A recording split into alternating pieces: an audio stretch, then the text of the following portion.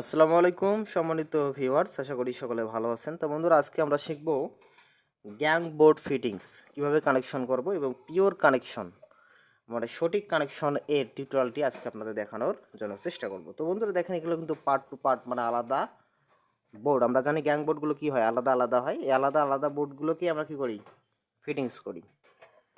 তো বিষয়টা হলো, এগুলো কিন্তু সম্পূর্ণ আলাদা এবং এর মাঝে একটি ইউনিভার্সাল, যেটাকে গ্যাং তলা বলা হয় না, এটাকে ইউনিভার্সাল বোর্ড বলা হয়। এটা প্লাস্টিক, ঠিক আছে, এটা প্লাস্টিকের। তো এই যে গ্যাং, এগুলো তলা হিসেবে কিন্তু আগে ইউজ করতো, এখন কিন্তু আমরা ইউজ করি না, কারণ এগুলো অনেক প্রবলেম না ইউজ করলে। অনেক সময় দেখা যাচ্ছে কারো বাসায় পুরাতন আছে, সেক্ষেত্রে আমরা সেট করে দিই চলার মতো ওয়ে আর কি। অনেক ক্ষেত্রে যে মেন মেন জায়গায় আমরা এটা ইউজ করি না, আসিবিতে এটা চলার জন্য ইউজ করি, অন্যথায় আমরা এটা ব্যবহার করি না। দেখেন, এটা একটি 3 ঘাট বিশিষ্ট ইউনিভার্সাল বোর্ড। তো এই ইউনিভার্সাল বোর্ডে আমরা এই ধরনের যে ফিটিংস, অর্থাৎ যে গ্যাং তলাগুলো আছে, গ্যাং তলার মধ্যে গ্যাং বোর্ডগুলো লাগাবো। কিভাবে লাগাবো, কি দেখে দেখে কানেকশন করব, এটা সম্পূর্ণ টিউটোরিয়ালটি দেখানোর চেষ্টা করব। তো বন্ধুরা, প্রথমে আমাদের যেটা কাজ করতে হবে, দেখেন আমি যেভাবে এখানে আমি সাজিয়ে রাখছি সেভাবে কানেকশন করতে হবে, মানে এই বোর্ডটাকে ফিটিংস করতে হবে।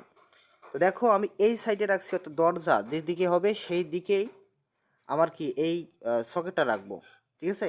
সকেটটা রাখবো, মাঝে রাখবো কি ফ্যান ডিমার, তারপরে শীর্ষে রাখবো। আমি এখন দেখাবো এর কানেকশন, ঠিক আছে।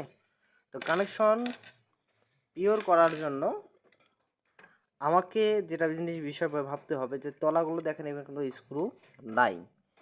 এই স্ক্রু না থাকলে কি আমরা লাগাতে পারবো না? পারবো অবশ্যই। দেখেন, এখানে কিন্তু ঘাট বা ক্লিক অবশ্যই দেওয়া থাকবে বা ক্লিপ দেওয়া থাকবে। এই ক্লিপের মধ্যে স্ক্রু ঢুকিয়ে একটু চাপ দিলে এই ঢাকনা বা লিডটা খুলে আসবে। দেখেন খুলে আসলো আমাদের এই কাঙ্ক্ষিত সুইচ। এই যে ঘাট কিন্তু বের হয়ে আসছে। অনেক সময় চারদিকে থাকে, সেই চারদিকে দুটা স্ক্রু লাগানোর জন্য ঘাট ওনারা ছিদ্র করে রাখছে। আর মেন যে এই দুটা তো আপনারা দেখতে পাচ্ছেন। আর এখানে তীর চিহ্ন দেওয়া আছে, দেখেন এই যে তীর চিহ্ন, মানে এই তীর চিহ্নটা থাকবে উপরে, ঠিক আছে। তীর চিহ্ন থাকবে উপরে, এটা সংকেত দেওয়া দিয়ে দিচ্ছে। আর আমরা তো ইজিলি দেখতে পাচ্ছি যে এখানে দুটা লোগো দেওয়া আছে সুইচের, অন অফের জন্য সুবিধার্থে বা বোঝার জন্য। তারপরে এখন আমরা কানেকশন করব। তো কানেকশনটা করতে গেলে আমাকে অবশ্যই জানতে হবে বা দেখতে হবে যে আসলে কোথায় কোন জিনিসটা লেখা আছে। অনেক ক্ষেত্রে কি করি আমরা, দুই দিকে শর্ট করে দিই, নিচ উপর কোনো ম্যাটার না, একদিকে হলেই হলো। তাহলে আসলে না, এটা কোম্পানি একটা জিনিস দিয়ে দিচ্ছে, যদি আমরা এইভাবে লাগাই তো এটা আসলে আমি মনে করি যে পিওর। এই জন্য আর কি হলে আপনাদের দেখানোর জন্য এই ভিডিওটি করা। তো এই যে সুইচগুলো কি আলাদা আলাদা এরকম অনেকগুলো থাকে। তাহলে এটাতে দেওয়া আছে দুইটা, এটা একটা দুইটা। তাহলে এখানে দুইটা বলে এখানে কি হবে, 2 গ্যাং বিশিষ্ট সুইচ। তাহলে 2 গ্যাং সুইচ, এটাকে বলা হবে 2 গ্যাং সুইচ। এখানে 4টা থাকতো তাহলে 4 গ্যাং সুইচ, 3টা থাকতো 3 গ্যাং সুইচ বোর্ড। তো এখন কানেকশন দেখাই। দেখেন লেখা কিন্তু আমার ডিসি। এই সুইচগুলো কিন্তু 16 এম্পিয়ার করে তৈরি করা। আমি কমন অপশনে শর্ট করে দেব। তো এভাবে কখনো শর্ট করা যাবে না, এদের ইনসুলেশন একদম রিমুভ করে। যদিও এর প্লাস্টিকের তো ইউনিভার্সাল তলা, সেই জন্য আমি এটাকে একদম ইনসুলেশন ছাড়িয়ে নিয়ে কানেকশনটাকে করে দিচ্ছি। যদি এখানে হইতো স্টিলের তলা, তাহলে সেক্ষেত্রে কিন্তু শর্ট করা যাবে না। মানে হচ্ছে শর্ট বলতে এখানে ইনসুলেশন একদম রিমুভ, ছাড়িয়ে নেওয়া যাবে না।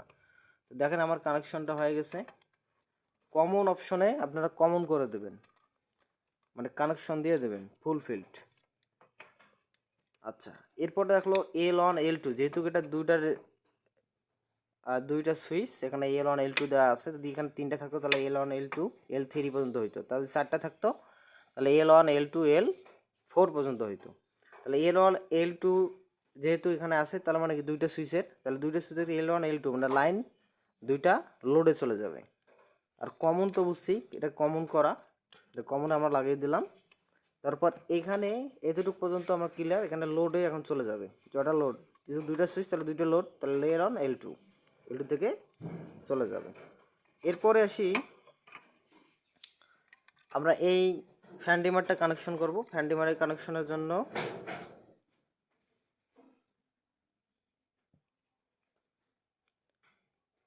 এখানে লেখা আছে এল এল, আর এখানে লেখা আছে L1।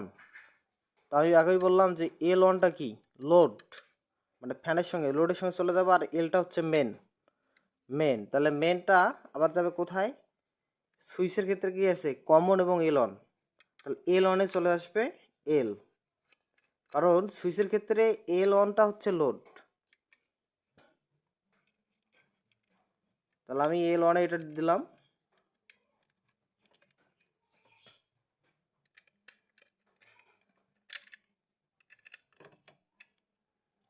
আর এটা যাবে আমার কি ফ্যান ডিমারি, মানে হচ্ছে ফ্যানে। আর এখানে এল, কমনে এল, অর্থাৎ কমনে আমাদের লাইনটা ঢুকবে, কমন হবে।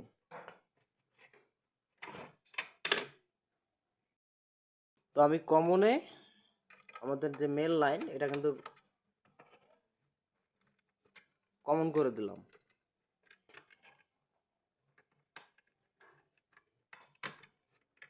তাহলে দেখেন আমাদের কিন্তু হয়ে গেছে, এই যে সুইচ ভেরিয়েবল বা ফ্যান ডিমার দেখে এখানে কানেকশন হয়ে গেছে, কিন্তু লোডে যাবে, ফ্যানে চলে যাবে। তাহলে আমার এখানে কটা বের হলো, এই যে এখানে একটা বের করছি আর এখানে একটা বের করছি। এগুলো কানেকশন কিন্তু কমন হবে না, একটা জয়েন হবে, পিকটেল জয়েন হবে, মানে কোনো সুইচ যদি প্রবলেম হয় সেক্ষেত্রে এটা কি চেঞ্জ হবে। আচ্ছা, এটা আমাদের দুইটা কিন্তু ওকে হয়ে গেল।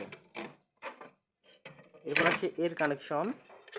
তো এখানে আমরা দেখি সচরাচর এল, আর হচ্ছে এখানে ভূ সংযোগের জন্য চিহ্ন, আর এটা হচ্ছে নিউট্রাল। এই সুইচগুলোর বেশি সুবিধা হচ্ছে এখানে অন্য কোনো মানে একাধিক মানে সুইচ থাকে না আর কি, মানে একটাতে সঙ্গে অ্যাটাচ থাকে। আশা করি বুঝতে পারছেন অ্যাটাচ বলতে আমরা কি বুঝেছি আমি, যে এখানে অন্য কোনো সুইচ লাগা নেই আলাদাভাবে, যেখানে লাইন টাইন শর্ট করতে হবে। তাহলে এল এখানে এল এ দেবো। আমি আবার বলছি এল কিন্তু মেল লাইন, আর L1 L2 মানে কি আউটপুট।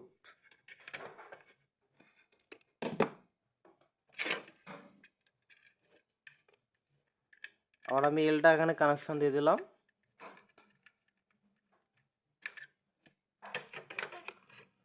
এরপর দেখেন নিউট্রাল, এই যেখানে নিউট্রালে দেবেন। নিউট্রালের সঙ্গে অনেক সময় কী করে ভূ সংযোগটা কমন করে দেন না, এটা করা যাবে না। ভূ সংযোগ কমন করে নিলে কোনো ডিভাইস ঢুকাইলে নিউট্রাল যদি শর্ট হয়ে যায় সেক্ষেত্রে ওই ডিভাইসটা বডি হয়ে যাবে।